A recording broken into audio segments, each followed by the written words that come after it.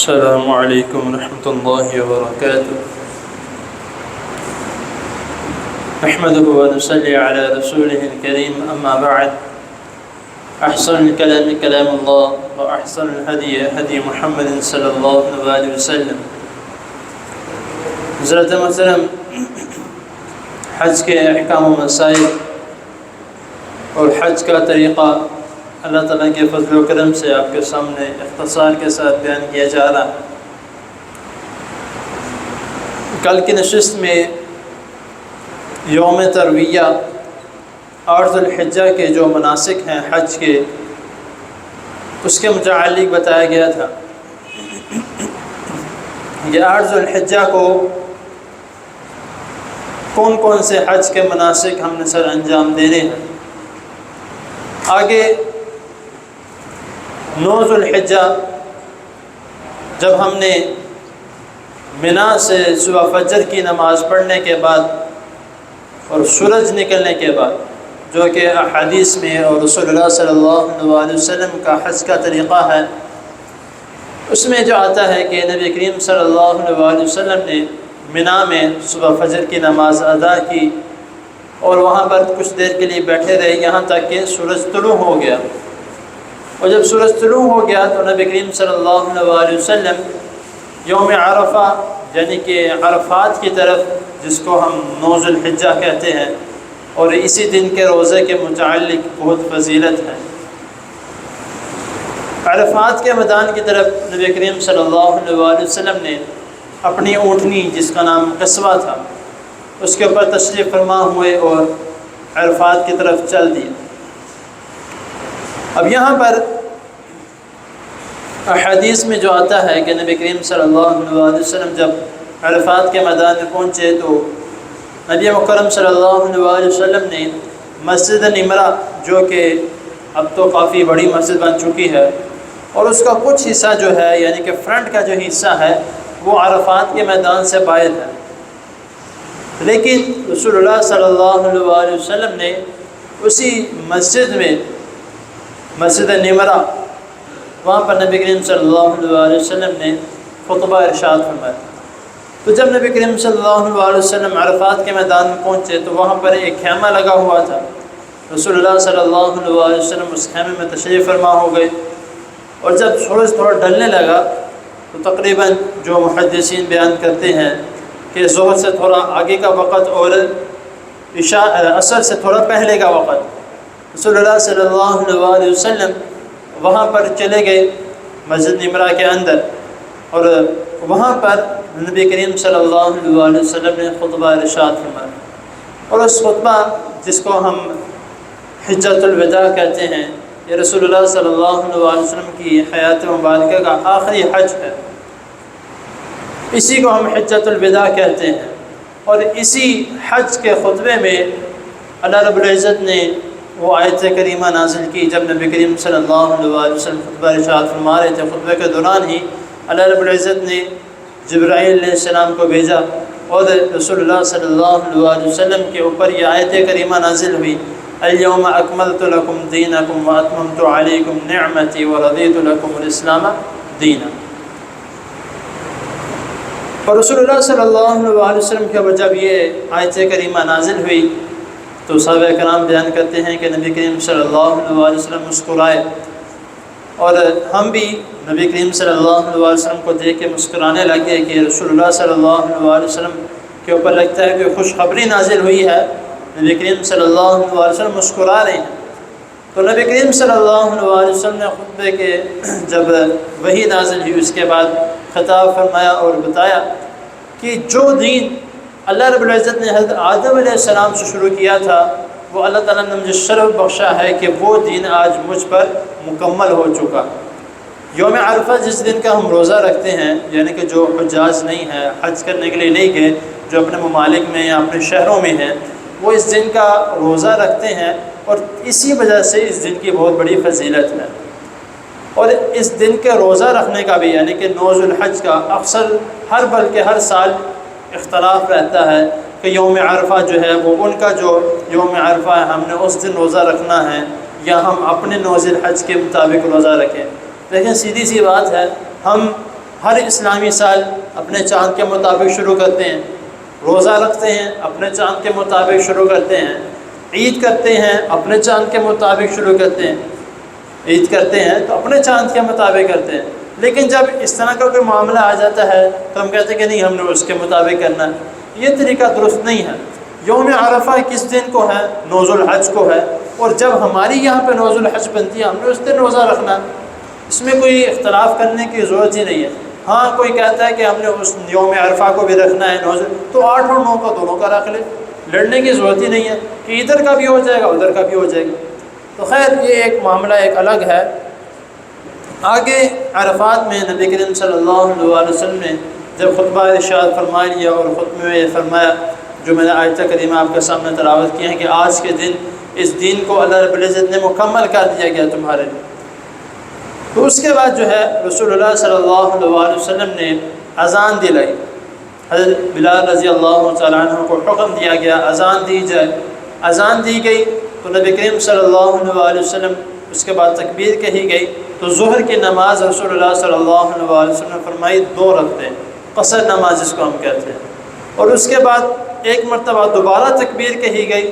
پھر رسول اللہ صلی اللہ علیہ وسلم ظہر کے ساتھ ہی عصر کی نماز پڑھائی۔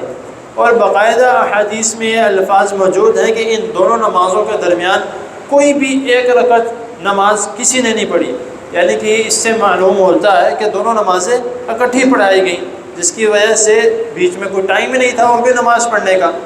تو نہیں تو صحابہ کرام نفل نہیں چھوڑتے، وہ پڑھ لیتے، لیکن رسول اللہ صلی اللہ علیہ وسلم نے دونوں نمازوں کو اکٹھا کیا اور ظہر کے لیے علیحدہ تکبیر کہی گئی، عصر کے لیے علیحدہ تکبیر کہی گئی۔ اکثر دوست احباب جو ہیں وہ کہتے ہیں کہ نہیں، ظہر اور عصر کے لیے ایک ہی اذان اور ایک ہی تکبیر کہی گئی، یہ سراسر احادیث کے خلاف ہے، کسی بھی حدیث میں اس طرح کے کوئی الفاظ موجود نہیں۔ تو پھر اس کے بعد جو ہے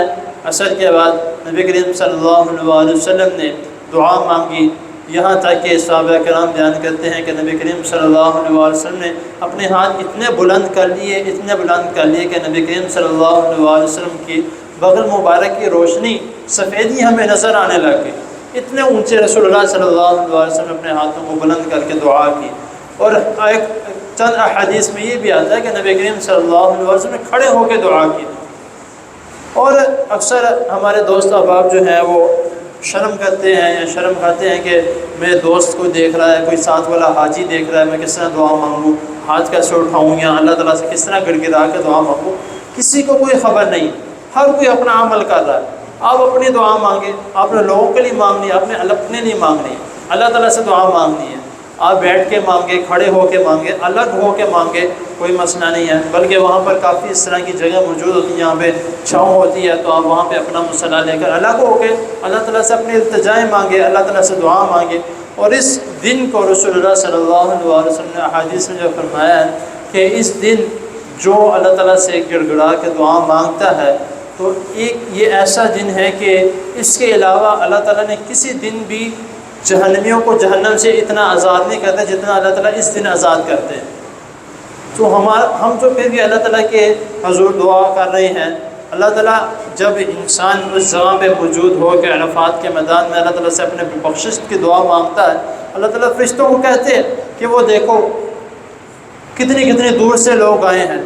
کتنے کلومیٹر کا فاصلہ طے کر کے آئے ہیں، کہاں پہ آئے ہیں، سارے ایک جگہ ایک ہی میدان میں اکٹھے ہیں، کسی کو کوئی نہیں پتہ، زبان کسی کی الگ ہے، کسی کے چہرے الگ ہیں، کسی کا کچھ الگ ہے، کسی کا کچھ، لیکن سارے کہاں پہ ہیں؟ ایک ہی میدان میں سارے اللہ تعالیٰ سے ہاتھ اٹھا کے مانگ رہے ہیں۔ کوئی آپ نے کسی کو یہ کہتے ہوئے نہیں دیکھا ہوگا کہ فلاں پیر بابا میری دعا سن لے، فلاں پیر صاحب میری، اس جگہ پہ سارے ایک ہی نام پکارے ہوتے ہیں کہ اللہ مجھے بخش دے۔ تو اس جگہ پہ جو ہے اور جو مسنون جو دعا رسول اللہ صلی اللہ علیہ وسلم نے مانگی، عرفات کی دعا جو ہے لا الہ الا اللہ وحدہ لا شریک لہ لہ الملک ولہ الحمد وہو علی کل شیء قدیر، یہ وہاں کی عرفات کے میدان کی جو ایک مخصوص دعا ہے جو رسول اللہ صلی اللہ علیہ وسلم مانگی۔ اور بھی کئی دعائیں نبی کریم صلی اللہ علیہ وسلم نے مانگی، بخشش کی دعا، باقی امت کے لیے دعا، کافی دعاؤں کے متعلق آتا ہے۔ اس کے بعد جو ہے عرفات سے بس اتنا عرفات کا جو ہے وہ ٹائم پیریڈ ہے کہ اشراق کی نماز سے لے کر سورج غروب ہونے تک اور احادیث میں جو آتا ہے کہ رسول اللہ صلی اللہ علیہ وسلم جب سورج غروب ہونے لگ گیا یہاں تک کہ اس کی چند ٹکیاں باقی رہ گئیں، ٹکیوں سے مراد کہ بالکل سمجھ لیں کہ تھوڑی تھوڑی سی روشنی باقی رہ گئی، تو نبی کریم صلی اللہ علیہ وسلم نے صحابہ کرام کو حکم دیا کہ چلو اب یہاں سے چلتے ہیں، اور نبی کریم صلی اللہ علیہ وسلم اپنے اونٹنی پر تشریف فرما ہوئے اور مزدلفہ کی طرف چلے گئے۔ وہاں پہ جا کے جب مزدلفہ کے میدان میں، جو کہ وہ بھی ایک چٹیل میدان ہے جہاں پہ بغیر چھت کے ہم نے، بغیر بستر کے، بغیر اے سی کے، بغیر پنکھے کے، وہاں پر ہم نے ایک رات گزارنی ہے۔ اور اس حدیث میں آتا ہے کہ جب عرفات سے مزدلفہ کی طرف گئے تو مغرب کا وقت ہو چکا تھا، تو حضرت بلال رضی اللہ تعالیٰ عنہ نے کہا کہ مغرب کا وقت ہو چکا ہے، اذان دی جائے، تو رسول اللہ صلی اللہ علیہ وسلم نے فرمایا کہ نہیں، مغرب کی نماز ہم مزدلفہ جا کے پڑھیں گے، یہاں پہ نماز ادا نہیں کرنا۔ اب قرآن مجید میں آتا ہے ان الصلاۃ کانت علی المؤمنین کتابا موقوتا، کہ نمازوں کو اپنے وقت پہ پڑھا جائے،